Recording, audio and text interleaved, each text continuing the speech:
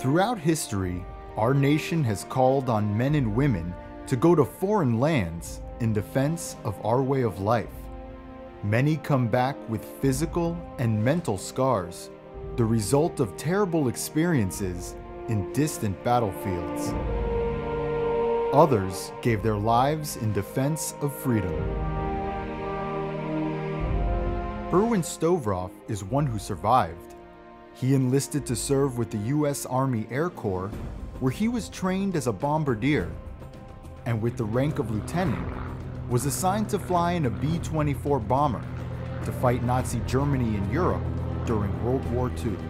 For me, it was the only place, and it was the only thing I wanted to do, to not being just patriotic, but my responsibility to my country and to my family, to everybody. It was our responsibility to share in this war, which unfortunately we do not do anymore. Irwin remembers how it was back then, flying bombing missions in the Passion Pit, his B-24 Liberator. He was based in London, a member of the 8th Air Force, the unit that suffered the highest casualty rates during the war. During a visit to a B-24 bomber, like the one he flew over Europe, Irwin talks about his experiences in the war. This plane was an outstanding plane.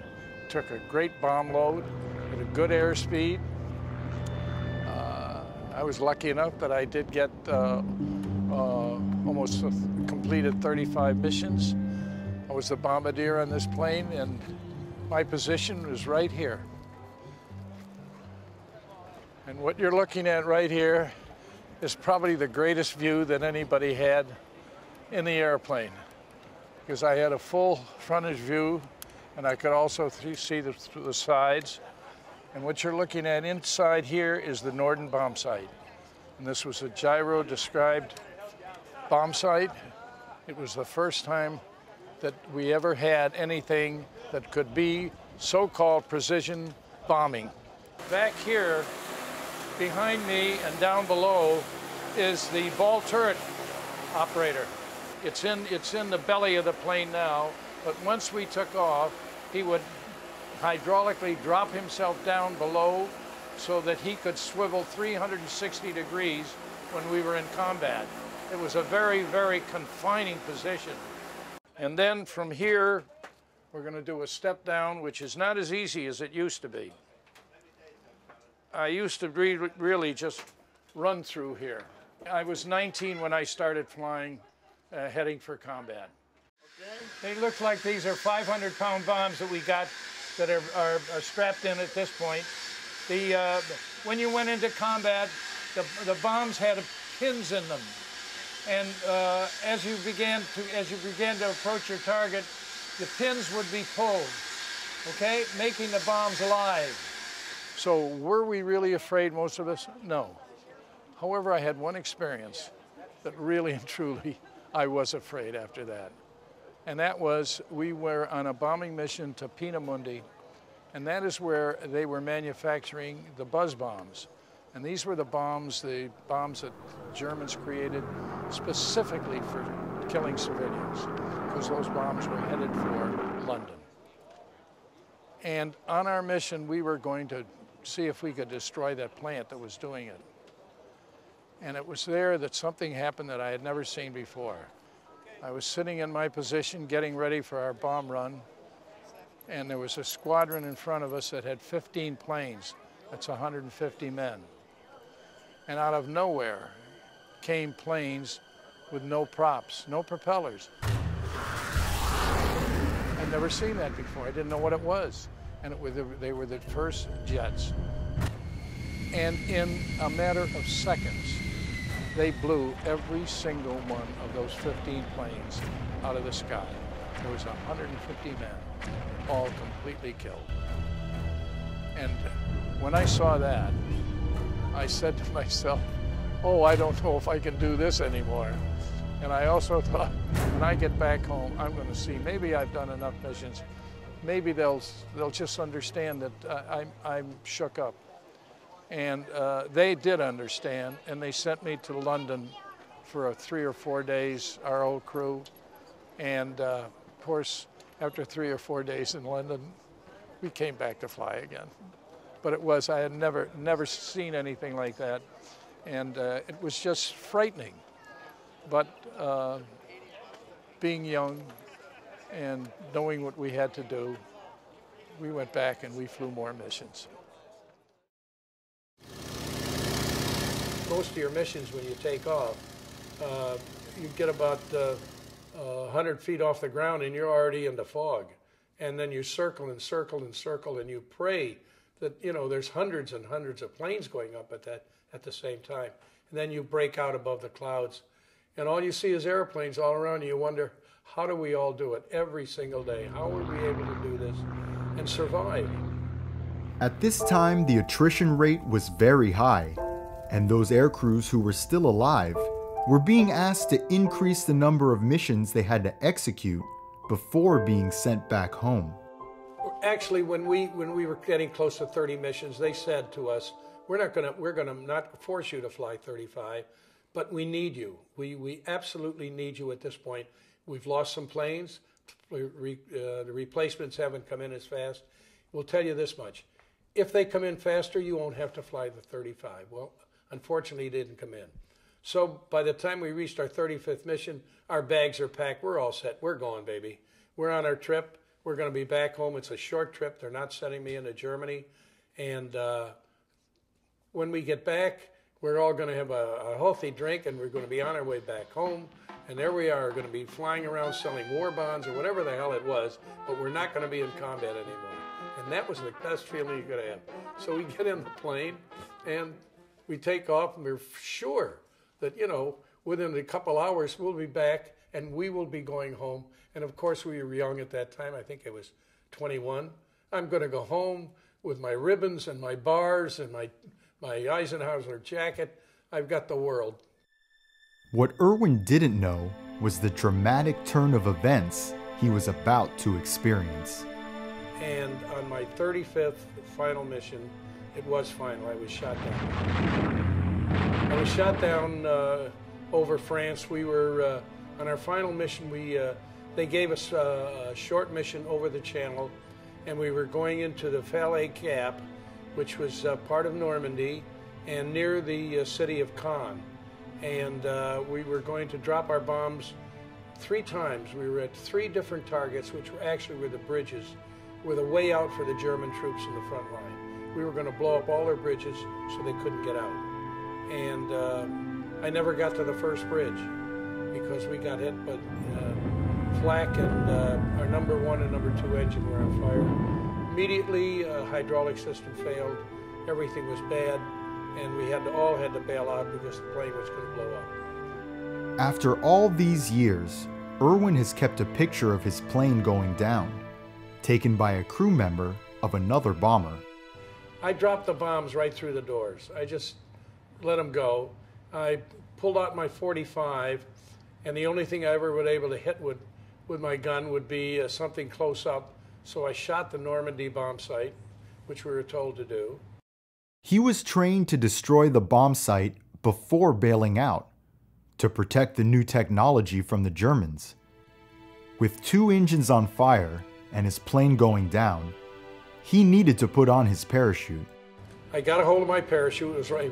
You always keep it right next to you. You know, that's the important thing.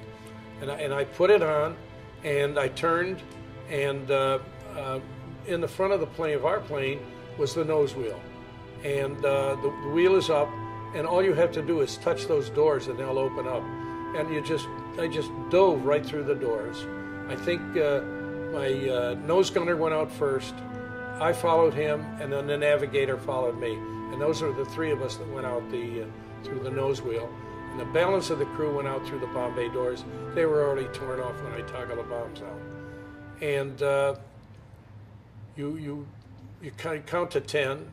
Which is a long time when you've never done this before. And then all of a sudden your little pilot chute opens up, which is small, and you look up there, and then the big chute opens up, and then you feel, oh, I've got a chance now. And I remember playing around with a little bit with it, and it looked like it started to swing up the other way, and I thought, oh, I'm going to go over the side of the chute. So I never touched it again. I just let myself come down, sort of try to guide myself. I didn't want to go in the channel, because that's where we were, right close to the channel. And as we were coming down, they were shooting at us. And they didn't get me, but as soon as I landed, I hit a fence, and I got out of my chute, wrapped it up as fast as I could, and they were coming for me because we were right there. And I threw my dog tags away because I'm Jewish. And you know, they had H or Hebrew and P for Protestant, C for Catholic, but they did that for, I don't know. But anyways, they did. And I knew that with an H on my tag, I'd really be in deep trouble. So I threw my dog tags away. And by that time, they had surrounded me, and put up my hands, and I surrendered. Irwin was 21 when he was captured by the Germans and taken to a farm to be hidden from Allied fighter planes that were constantly attacking the German troops. But after a couple of days at night, they moved us. And they took us into Paris. And after being in Paris for a day or two, which was my first and most unpleasant trip to Paris, they took us into Germany, and we went to a place called Dulag Luft. It's outside of Frankfurt, a town called Wetzlar.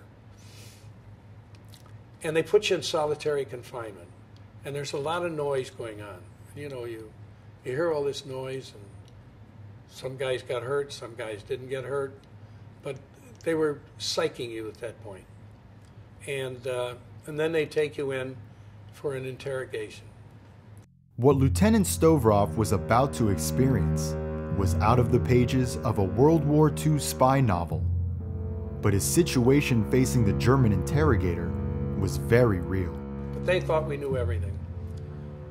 So they would ask you all these questions, and you would say name, rank, and serial number, because basically, honestly, that's all we really knew. After my third interrogation, this German officer, speaking perfect English, I mean absolutely perfect, said to me, Lieutenant, he said, I've listened to you and you're not going to tell me anything, so I'm going to tell you all about you. And I'm looking at him, and he said, you were born in Buffalo, New York. You named my father, my mother, my brother, my sister, told me what my brother was doing, named the grammar school I went to, named the high school I went to, named a girl that I had been dating before I left for the Air Corps. And I'm sitting there looking at him, and I said, I just don't know. He says, you see, I know what you are. And I knew he meant that I was Jewish. And he said, now let me tell you how I know so much about you. You lived on Claremont Avenue in Buffalo, New York. My parents lived on Ashland Avenue in Buffalo, New York, which was the next street over, and you were their newspaper boy. Now, how about a coincidence? He said to me, I wish you would tell me more. He said, because I really can help you. He said, you're not telling me anything. And I said, well, there's nothing I can tell you. I said, it's not even military. I only can give you my name, rank, and serial number. I don't have any other information. He said, okay, that was it. He said, well, I'll try to help you. And what he actually did was he put a question mark under at my religion. And you can see it on my records that we got from the Germans after the war. There was a question mark. But later on, there's a great big J-U-D-E written across it, because they knew who I was. From there, we were put in boxcars, locked in the boxcars. And, you know, 40 and 8 was supposed to be the size of these boxcars. I don't know how many they jammed in. We were all over one another. And we went on our way into Germany, deeper into Germany, and then stopped at night in marshalling yards, and they would park us there with no identification on the roof of the train, which is against the Geneva Convention. They were supposed to know it, because otherwise the British and American fighter pilots were shooting up all the trains. And a lot of guys got killed in those trains. Or they'd leave us in the marshalling yards where the British were bombing at night. So by the time you got to your prison camp, you felt, whoo, I made it. You know, it's hard to believe, but you could say, oh, oh, this is going to be easy from now on. At least I got here. Irwin's situation was to get worse at Stalag Luft I, the concentration camp in Germany where hundreds of American and British airmen were kept in deplorable conditions. The tide had completely turned against Germany, and the changes would bring dangerous consequences for some prisoners of war like Lieutenant Stovroff. But in my case, it changed in February of '45 when Hitler decided that all Jews were to be killed. Oh, not that they weren't trying to kill them all, but any Jew that they had any place at all was to be killed, including American officers, American regular enlisted men, all of them. Anybody who was Jew was to die. And that's when I had my first feelings that I might not make it home, because in our camp we were segregated. The conditions in the camp were terrible, and one more time, Irwin was facing the reality of dying in Europe. The Germans were hardly feeding the POWs, and any boxes with food sent by the International Red Cross was being kept in warehouses away from the prisoners. But again, fate intervened on his behalf, and he was to be spared. Life had other plans for him in the years to come.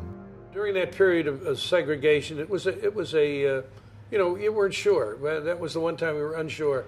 And then we suddenly realized that something was happening. And sure enough, the Russians had broke through, and they were really screaming coming through into Germany.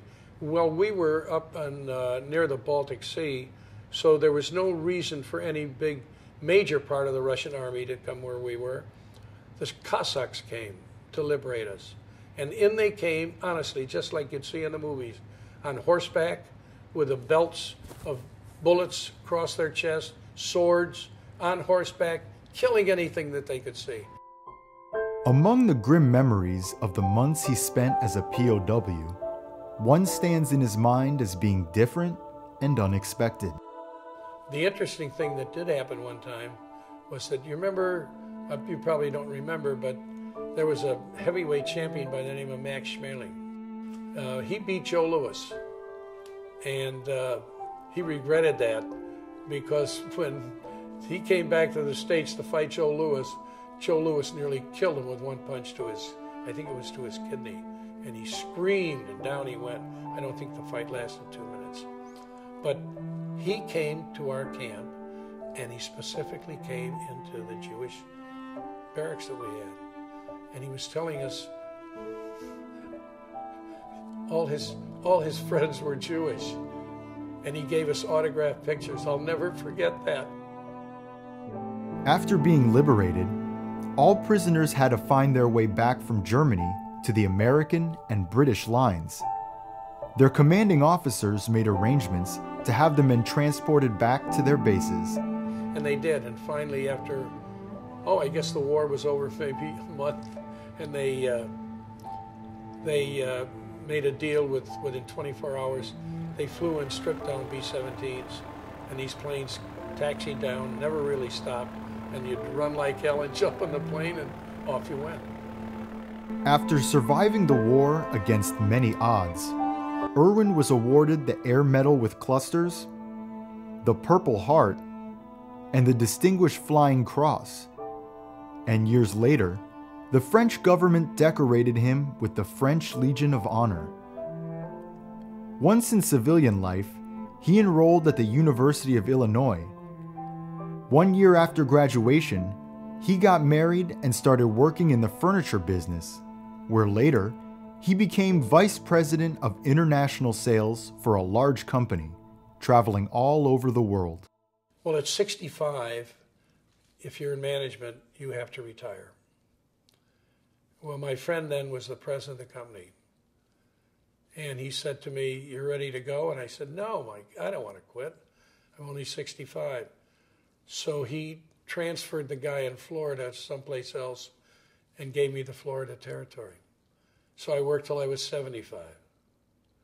And then he left, and then once he left, I was a goner, and then I retired. After a successful career, Irwin wasn't ready to slow down, and he volunteered to help process compensation claims for POWs at the VA hospital in West Palm Beach, Florida.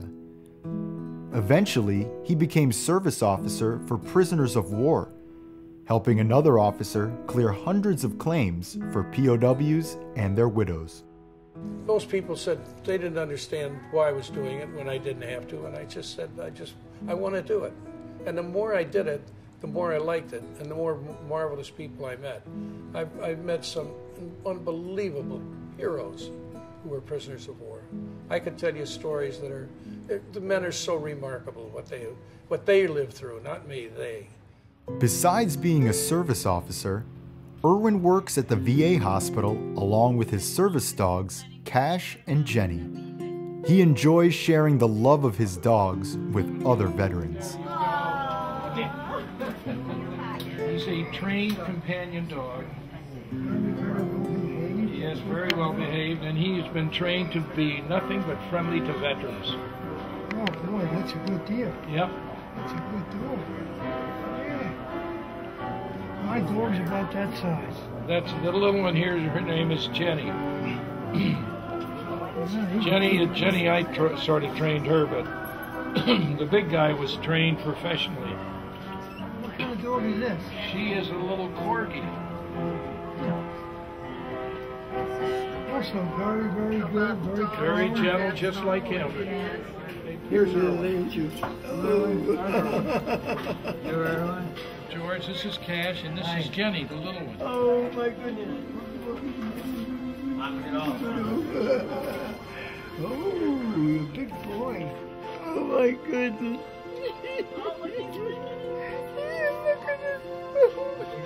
Yes, a good dog, yes. Here's an idea you like it.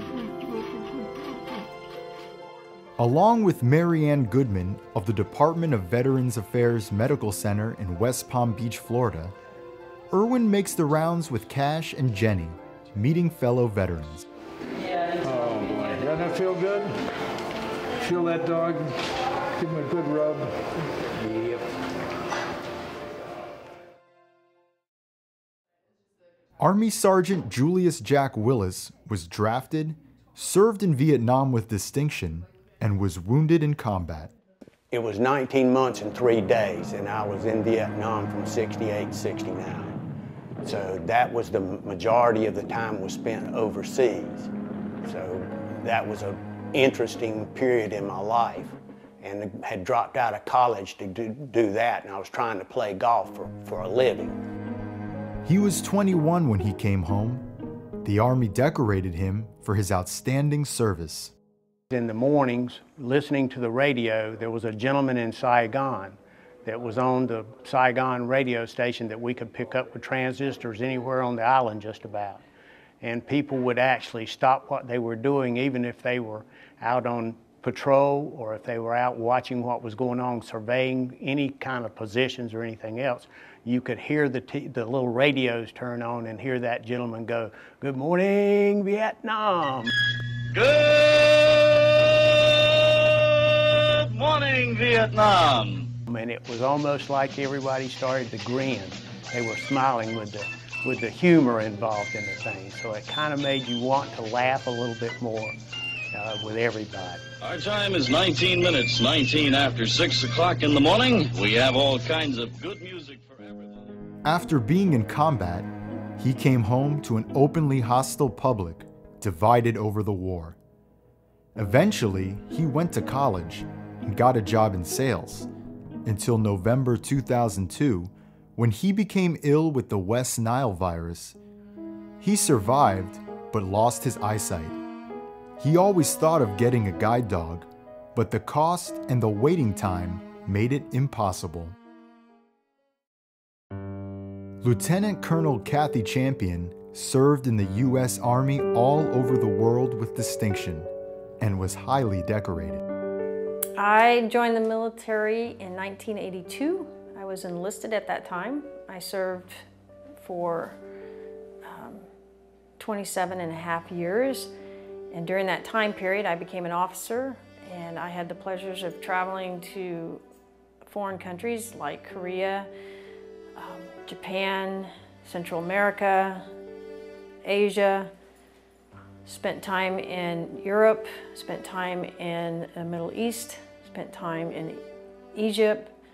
So I've had a fun, illustrious career. When I was in Iraq, I contracted a virus that I was not aware of because I was treating the local Iraqis with minor medical issues. And when I returned to the United States, I was doing fine, but within a year's time, the virus had started to attack my spinal cord and my vision. After being treated for 3 months for the wrong disease in a Florida hospital, she lost her eyesight completely. They could not figure out why one day I could see, the next day I couldn't see, and it all stemmed back to the virus in my system. So I became a hermit of my own house. I quit school, I quit my job, I quit being social. I didn't want to talk to anybody, I didn't want to tell anybody what was wrong or what was really happening to me. I stopped calling my daughter, I stopped calling my son. My family began to say, well, why aren't you returning our phone calls? I was wounded once in Iraq with a shoulder injury and I was evac'd out and I was returned to combat and I could heal. I healed from that injury. And when I returned this time around, I wasn't going to be able to be the normal person again. And then I guess normal is part of it, but I wasn't going to be the soldier that I once was. So it's like, I'll just stay in my house, I'll just stay in my space. And it caused a lot of financial drain on me because I wasn't able to work and I wasn't able to reach out to the community because I didn't want other soldiers to know that I was broken. I was a combat commander of a special forces unit, and there's a certain stigma that comes with that in the military, and I still carried that stigma with me. One day, a couple of friends convinced Kathy to get out of the house, and on the way to the beach, they saw a sign from Southeastern Guide Dogs advertising an open house for the visually impaired. Her friends immediately suggested she should go and get information about getting a guide dog.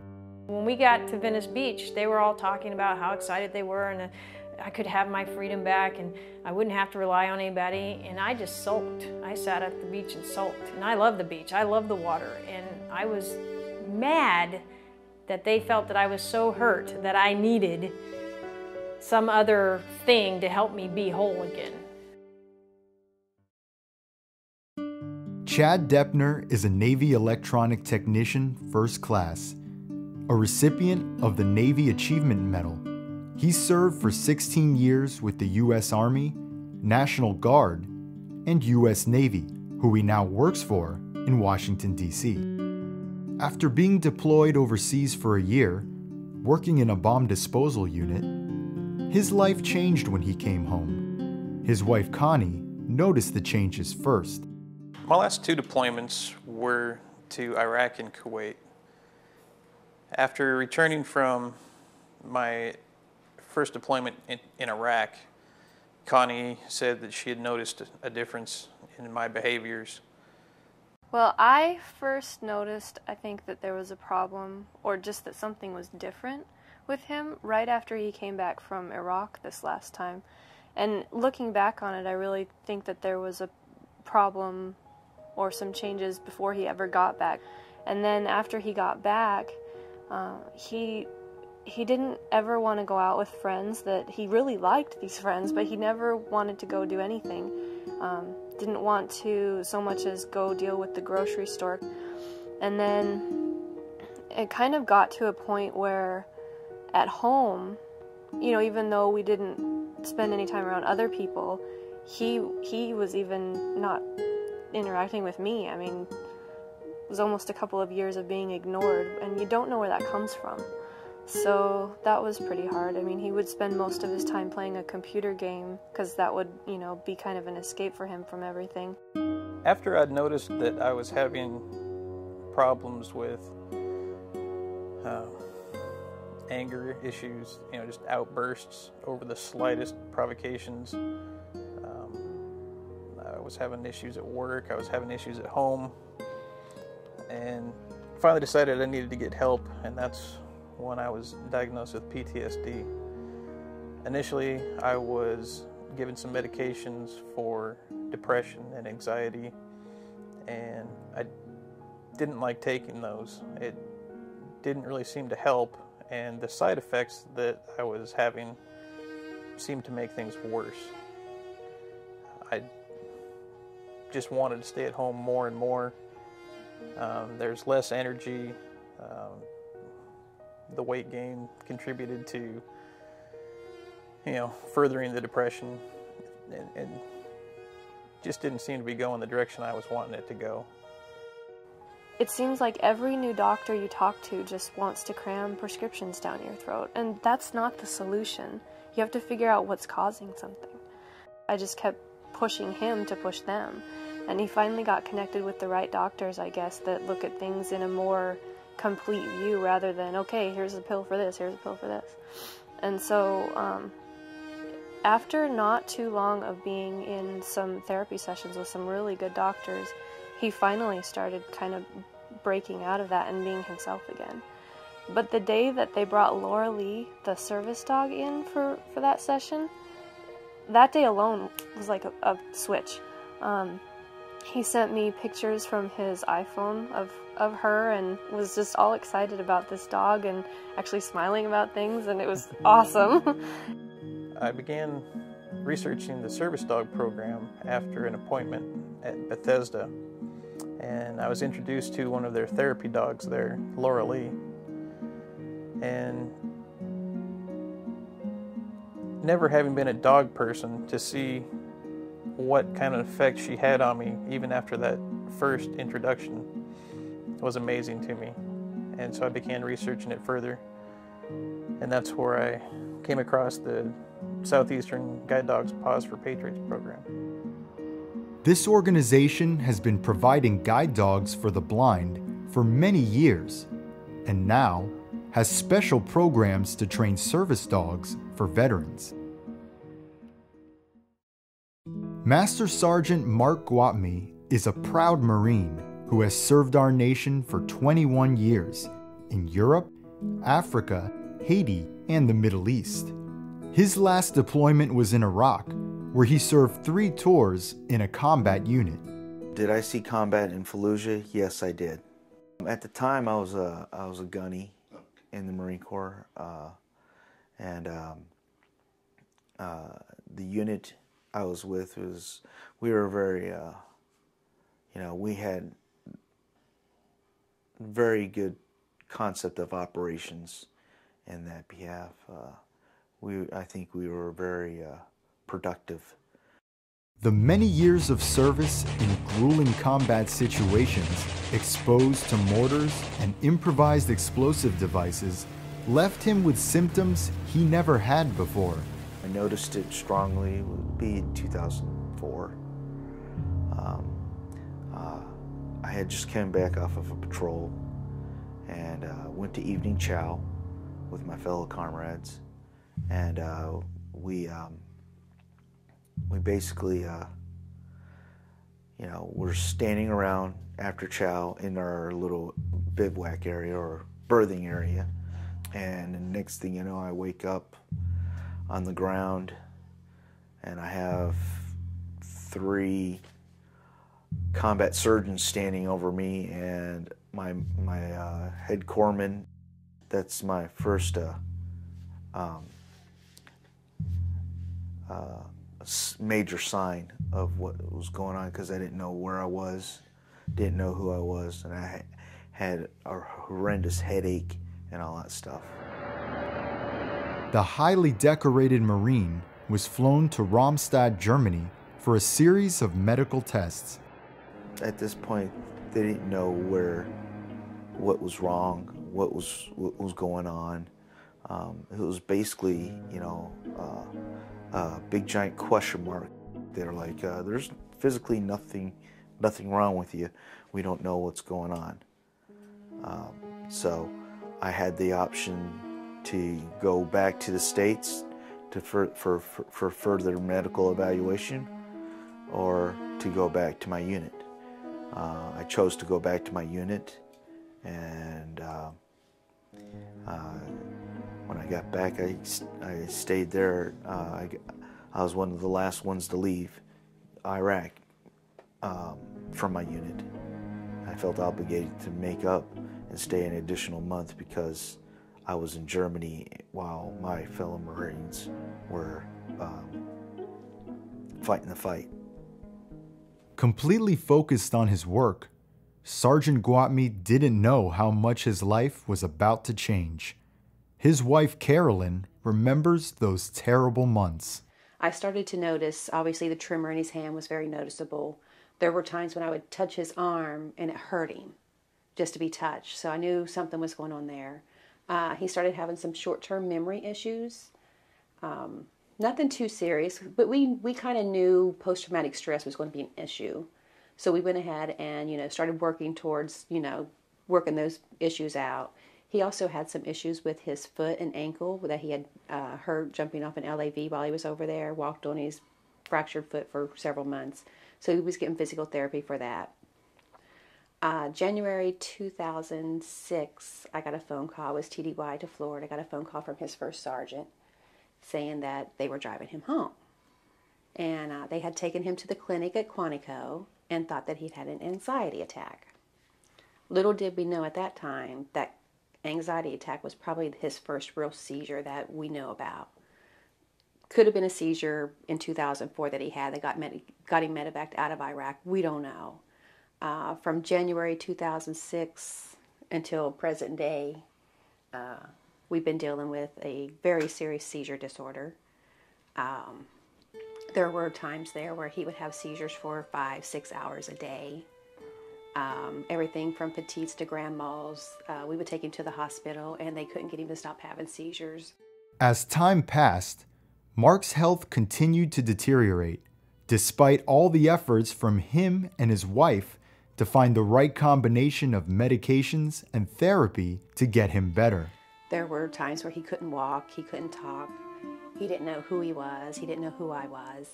Of course, we took this all very serious. We were doing everything we could to get him better, and he just kept getting worse. We got several diagnoses. We got post-traumatic stress, we got seizure disorder, reflex sympathetic dystrophy for his nerve pain in his feet. We got nerve damage. The list of diagnoses went on and on. Unfortunately, we had a neurologist that did not want to take what was going on with him seriously. Unfortunately, I had to start writing some letters and start ringing some bells and saying, hey, my husband's not getting taken care of. We're not getting better. Something else needs to be done. I ended up writing the Commandant of the Marine Corps, basically begging him to help. My husband needs help. He's your Marine. Let's take care of him. And from that point on, we were assigned a case manager. He was transferred out of Walter Reed, transferred over to Bethesda. Got a wonderful case manager who was just like, just an old school nurse, and she was a bulldog. And within a couple months, we got him a traumatic brain injury workup and found out that he did have a traumatic brain injury on top of the post-traumatic stress. So the big thing with that was the treatment for post-traumatic stress was actually enhancing his symptoms of the brain injury. Because some of the pills, they slow down your thinking, they do this. Well, he already had that problem, so it was just making it worse. Mark and his wife looked outside the military healthcare system, searching for the right kind of treatment, including the possibility of getting him a service dog. Drugs weren't helping. As a matter of fact, too many drugs. That's a big issue. We just hand another pill out and cover up the problem and don't try to fix the problem. I was at the pain management, and I saw a flyer on the bulletin board about service dogs. She had mentioned to me because she had read a book about service dogs. Did some research, found out that a dog can cost anywhere from $30,000 to $70,000. Sometimes the waiting list would be 2 years up to 7 years. And I said, well, we definitely don't have the money. And I certainly don't have 7 years to wait to get my husband better. In the meantime in Florida, Irwin Stovroff continues his work on behalf of the veterans. One day, an official from the hospital told him something that would challenge him to move in a different direction to help other veterans. In December of '06, I was at a meeting in the director's office at the West Palm Beach VA hospital, and it was brought to my attention that our government does not have funds for these young men coming back from Iraq and Afghanistan. I couldn't believe it when I heard it. And they just said, well, there is no appropriation for them. And the only way a young veteran is going to get a dog if he's blind, or get a dog if he's lost his limbs, is through private donations. And then they were waiting maybe a year, maybe a year and a half. Can you imagine? The kid's blind, served his government, and he's sitting there, has to wait a year to get a dog when he should have it when he needs it. So I said, I'm going to do something about this. So they said, good, we need somebody here. We'll help you from the VA. One more time, Irwin rose to the occasion to help his fellow veterans.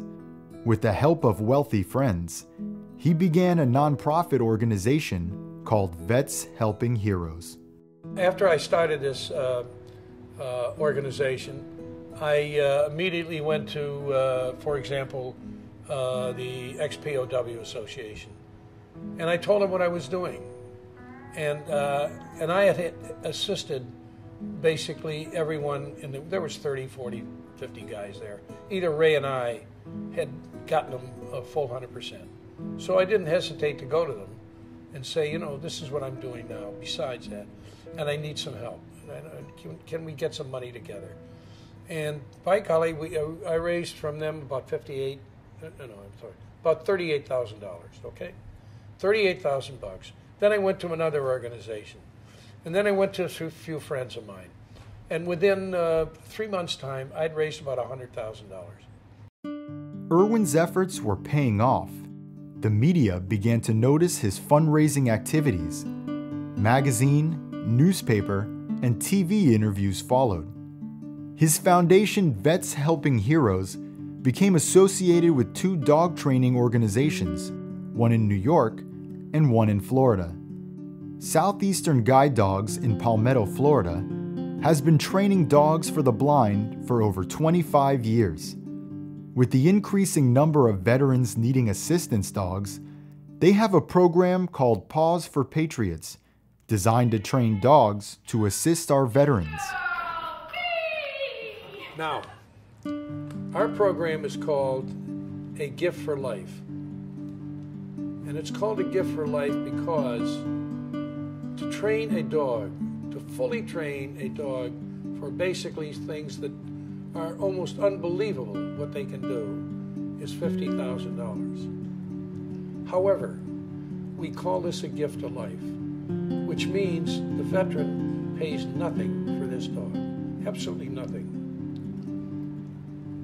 When the dog is with him for a period of maybe 8 or 9 years, that dog has now been working 7 days a week, 24 hours a day. He never leaves his side. He's always with him. He should be retired. And the dog is retired. When the dog retires, the veteran receives another dog for free. So far, Vets Helping Heroes has placed dozens of highly trained dogs with veterans in need, and the list of vets applying for assistance grows. The first applicants we started off with, there was around 22 or 23. So it begins to tell you that the results of this war is not known yet, the final result. You know, there's over 40,000 men were wounded, and 10% of them are serious. And all you have to do is go to Walter Reed. You can see what the results are. The cost of training a service dog includes breeding,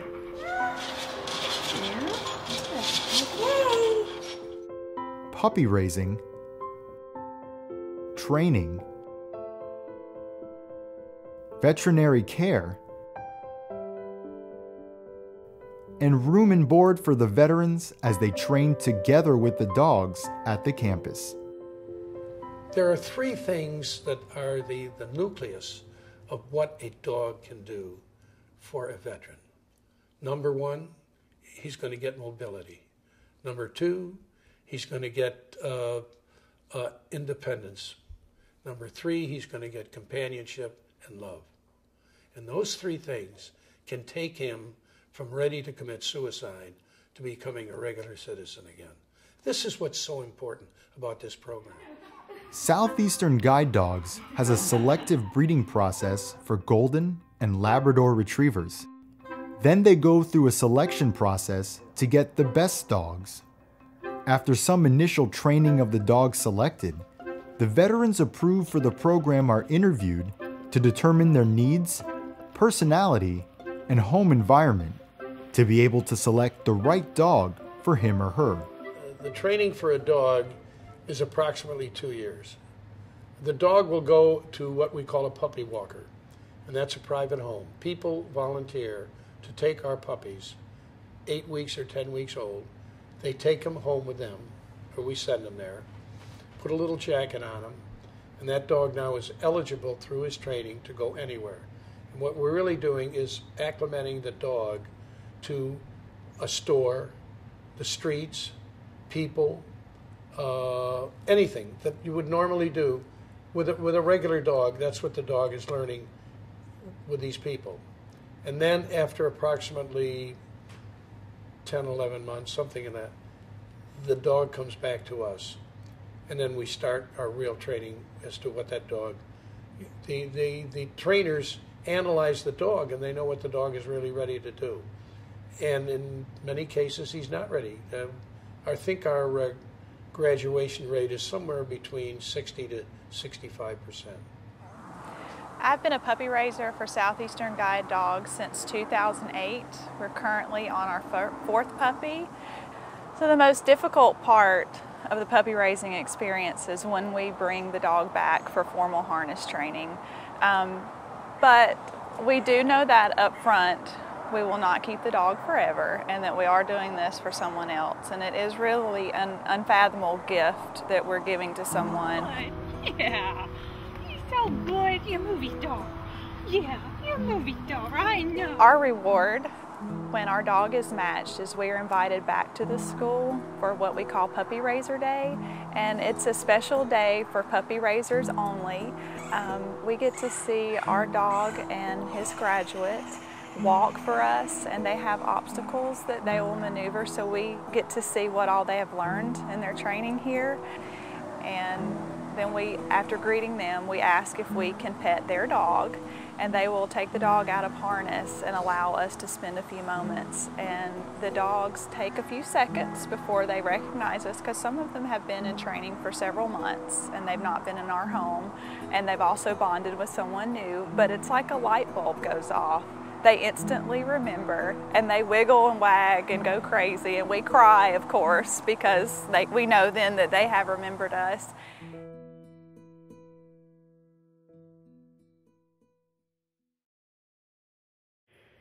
Come here. Here, you boy. After applying to Southeastern Guide Dogs for help, Jack Willis was approved to be part of the program Paws for Patriots, and was invited to spend 26 days at the campus in Florida, bonding and training with a dog named Redgrave. Their first time walking together on campus, Jack and Redgrave are in the company of certified trainer Raymond Hurley. We put distractions like bowls of food, stuffed animals along the side of the track because dogs are very distractible. It's a matter of survival to them in the wild, and when we have them in the run yards down at the main kennel, we often see the pack behaviors. So the dog is an opportunistic feeder. He sees a bowl of food. To him, it means, hey, let's go eat.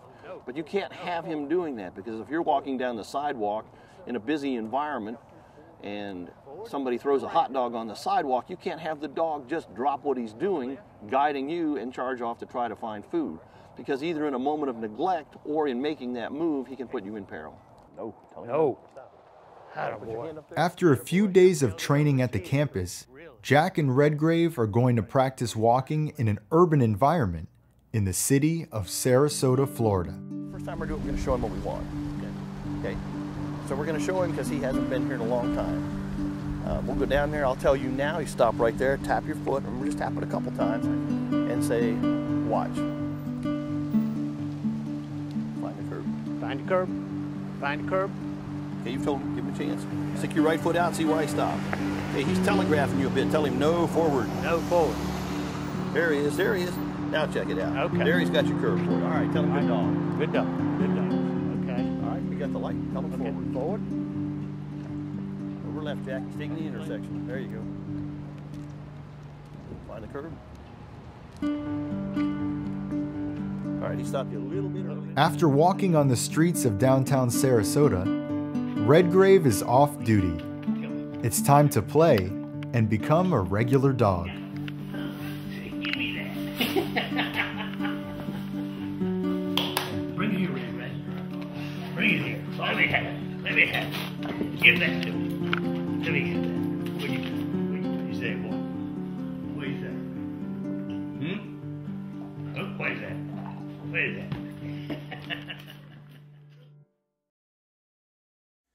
The part that made me begin to think that I needed a guide dog was that I was depending so much on my friends to do the little things for me. I'm an athletic person. I've always been an athletic person, and I wanted to be athletic again. And I'd have to call somebody to come and do some activities with me, and then they weren't always there for me, and I got frustrated. I got irritated that, you know, come on, you know, I'm the blind person. And I did use that card sometimes, which is really pathetic, but it was like, you know, what about me kind of syndrome. And spending more time by myself made me begin to think, well, you know, why not have a dog? She was told they had a dog for her a couple months after she applied.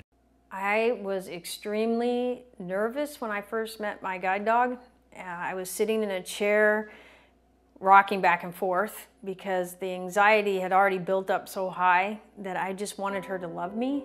And when she came into the room and she came up to me, she was all excited and she was butt tucking and she was licking, not licking me, she was just doing the things that dogs do, and she rolled over and let me pet her belly and everything, and she was like all happy. And the rest of that day, it was like, I have a dog. The 26 days on campus with the training, the first week is by far the most stressful for, I think, all of the participants. Those of us especially that are first-time dog users, because you are learning to adapt to the dog too, because the dogs are already trained. They're very well trained.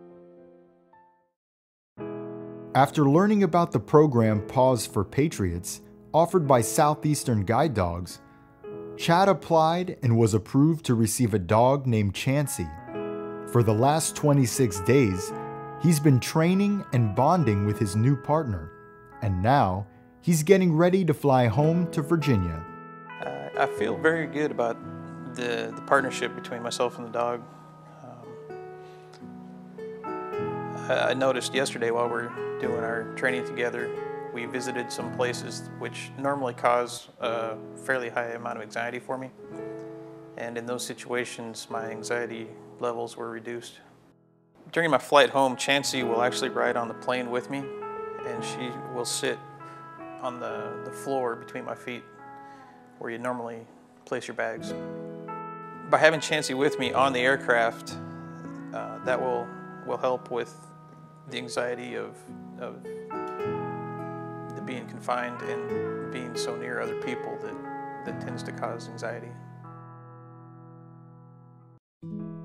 Mark's wife's concern with the cost and time it would take to get a service dog was answered when they applied to get one from a training facility in Smithtown, New York.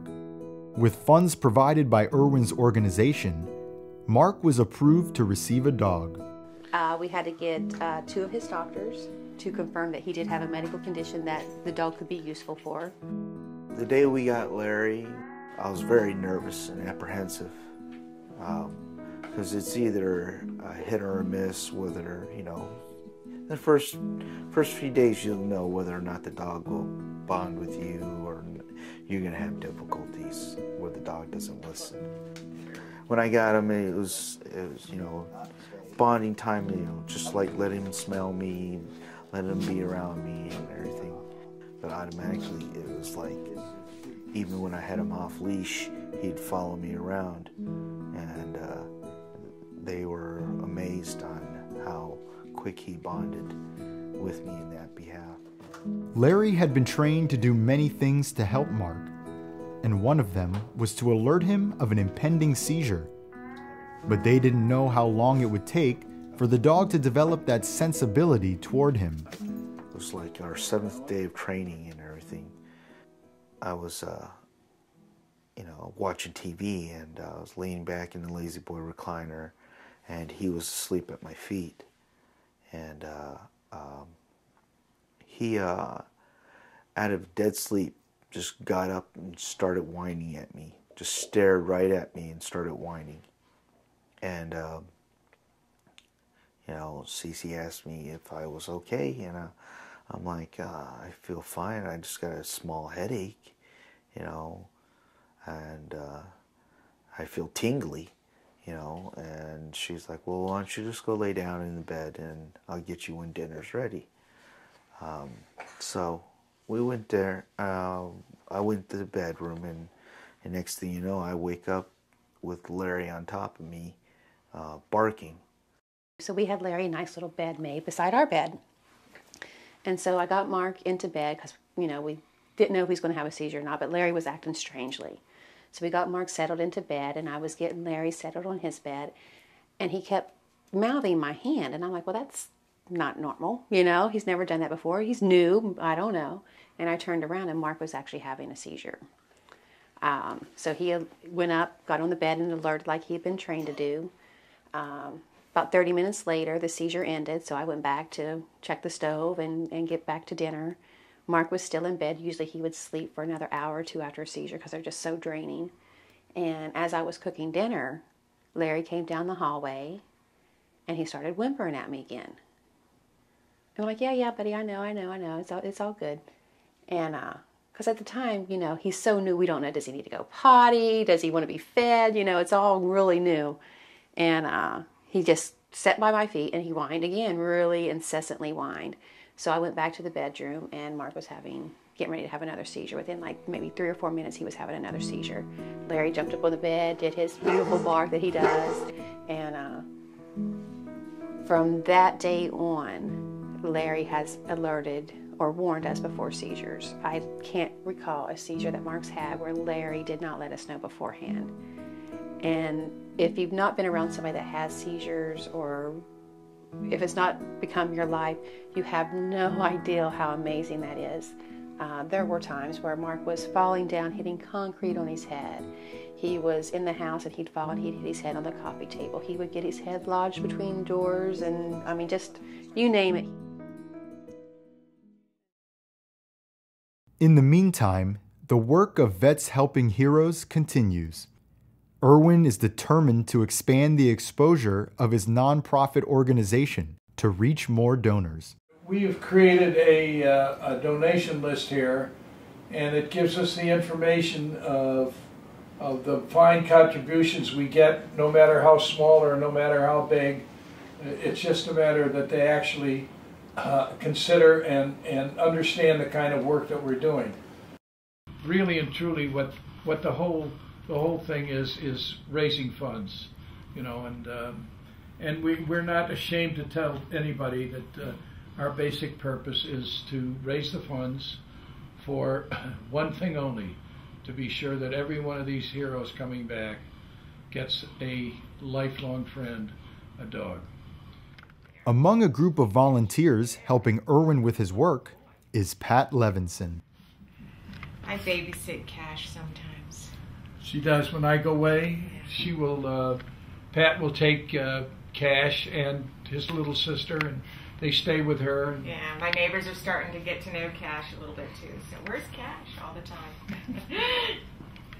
So we're having new envelopes now featuring, they actually feature Cash here. Logo. And this is his picture that we're using because he really is our star attraction.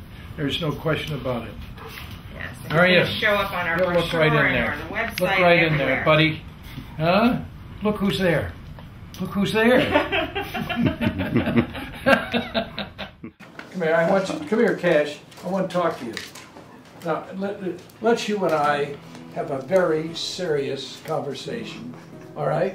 We'll have a very serious conversation on why I need you and why you need me, okay? Now, that's better. So we understand one another, you're very important, and you have to be a good dog, and you are all the time, okay? And you are great, great help, because everybody likes to see you, okay? And that's the important thing.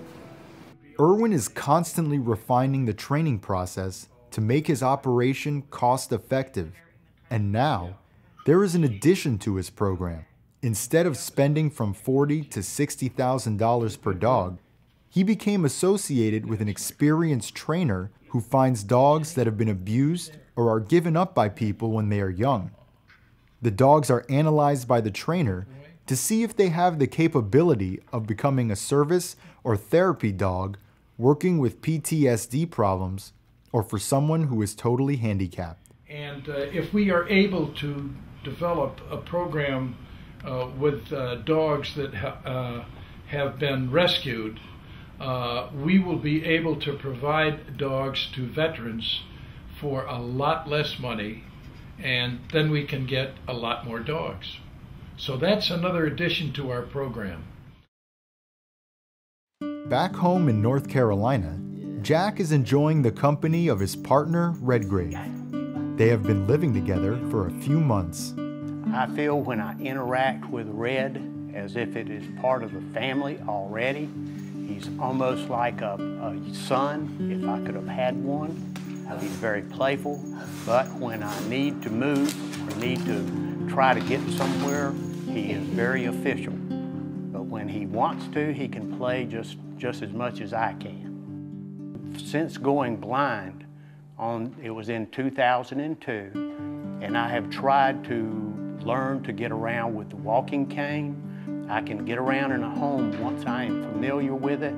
I can walk in some sections of the neighborhood, but without Redgrave, I would not be able to go as if I wanted to walk to the beach, if I wanted to just walk around in the neighborhood, or if I wanted to walk to a restaurant. This is the best thing that's happened to me since losing my vision.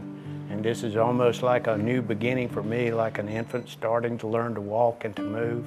And Redgrave is having to help me with that.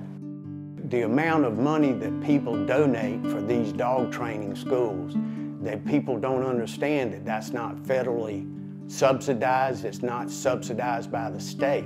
It's individual people that donate that money for the training and for your dog. And it's just incredible how much expense goes into this, and it does not cost me a dime.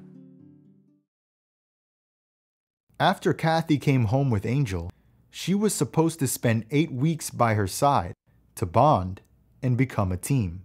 We ended up going to the Grand Canyon together, and she was like a great people magnet because no matter where I sat in the canyon, somebody wanted to talk about Angel and why I had her, and then I could talk about my cause, which is helping wounded warriors reintegrate back into society. My life has been changed immensely by Angel. She has granted me back the life that I felt like was taken away from me because of my war injuries. But for me, it was going back to me, the outdoors, energetic, motivated kind of person, always positive.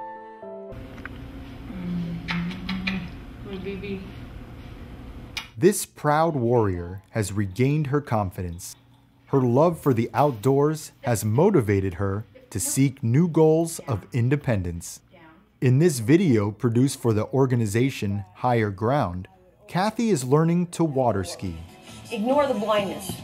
My mind could process exactly what they were saying. And in my heart, I said, I can do this.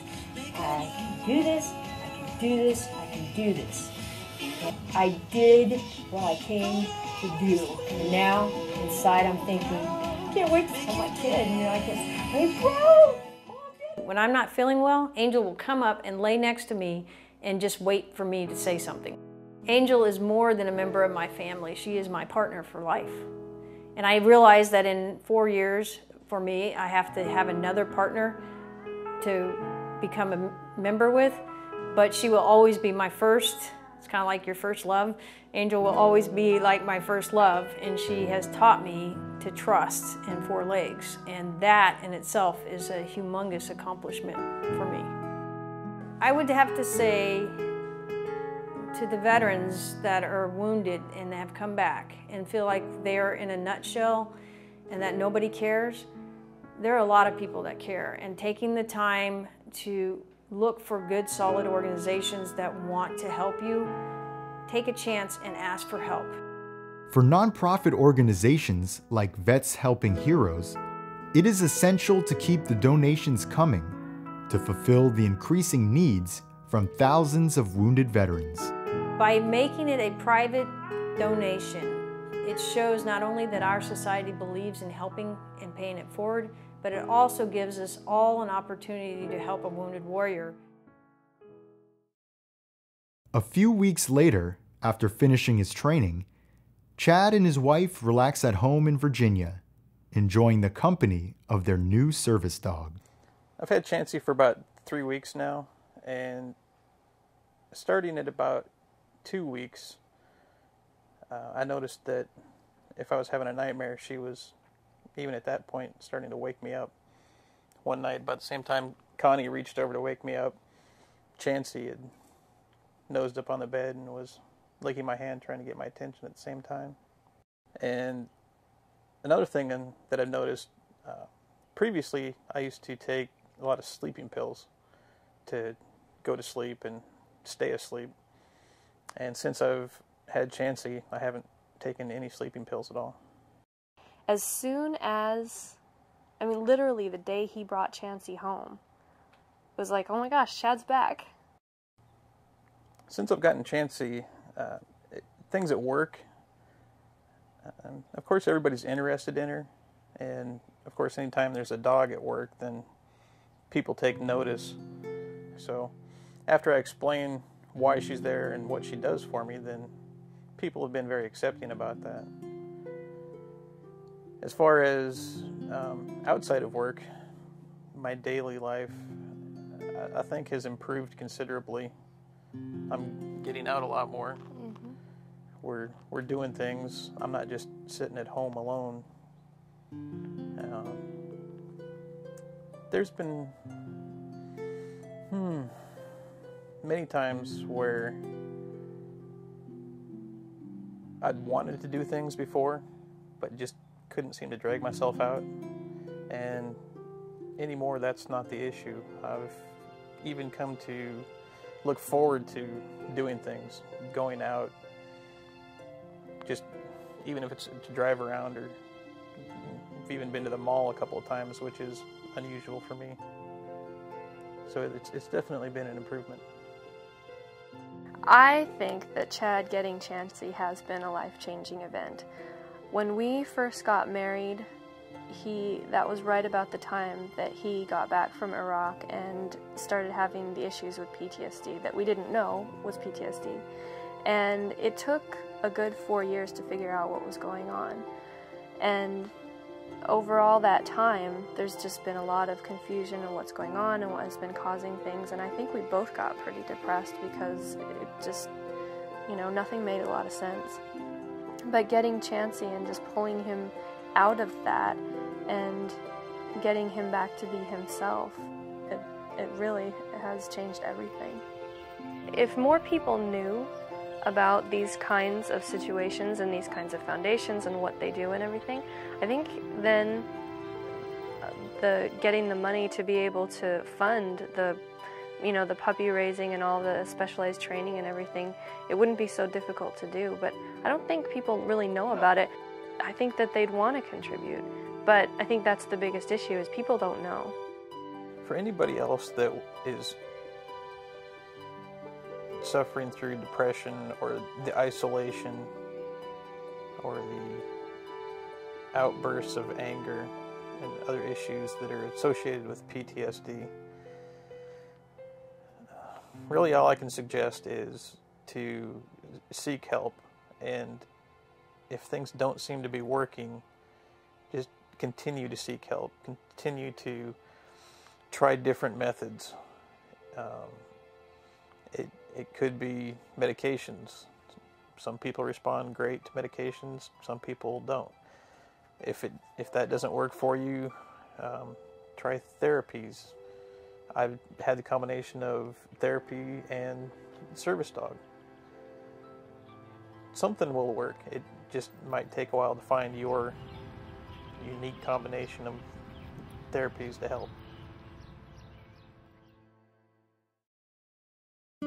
The reason we got Larry was for the seizures and stability, because at the time he was walking with 2 canes, so stability, Larry would help him walk.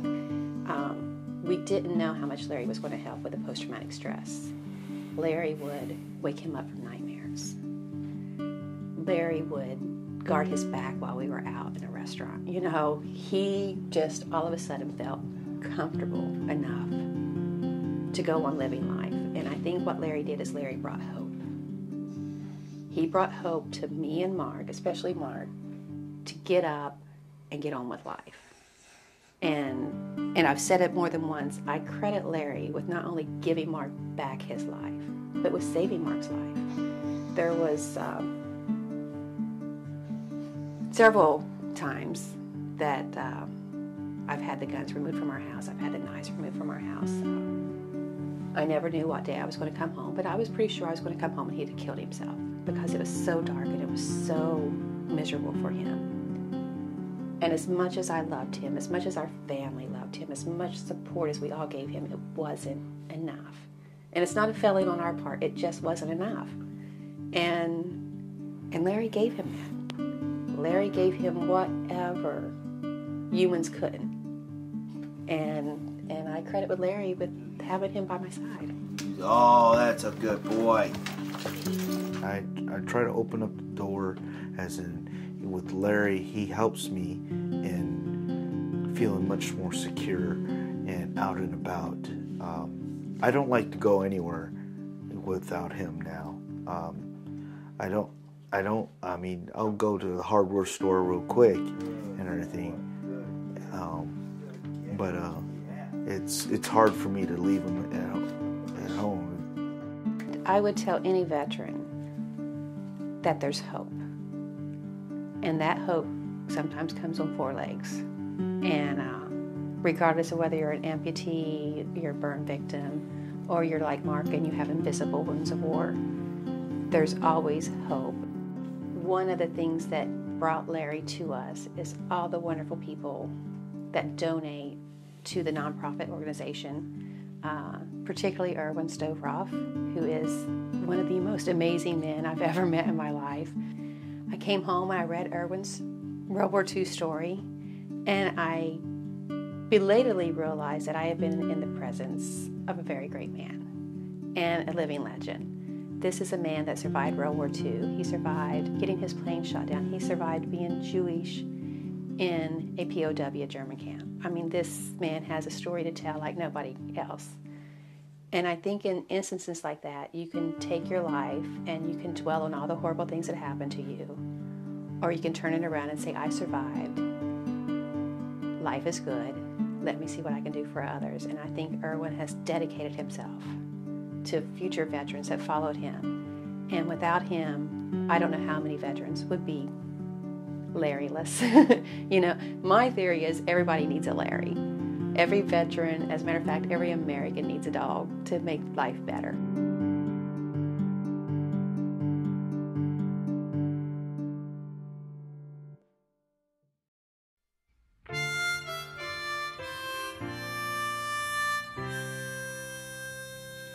Leave us blessed with every breath that cost you arms and legs and death.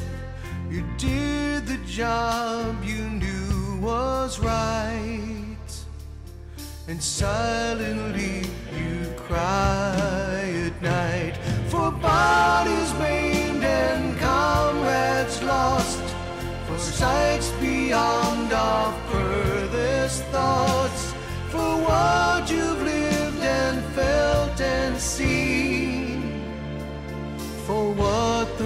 cost of freedom, freedom means.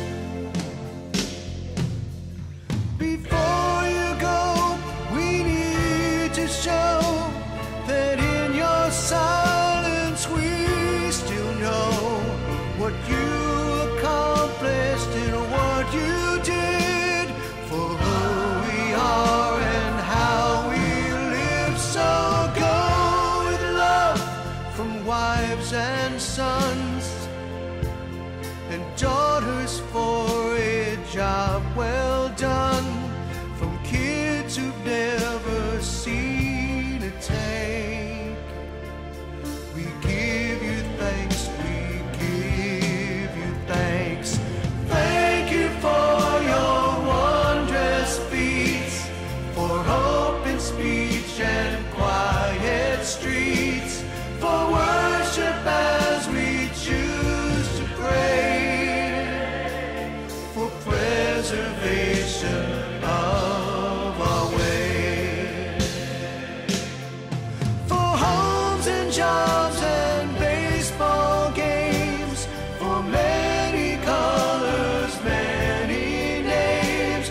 You saved our lives and we're still free, from shining sea to shining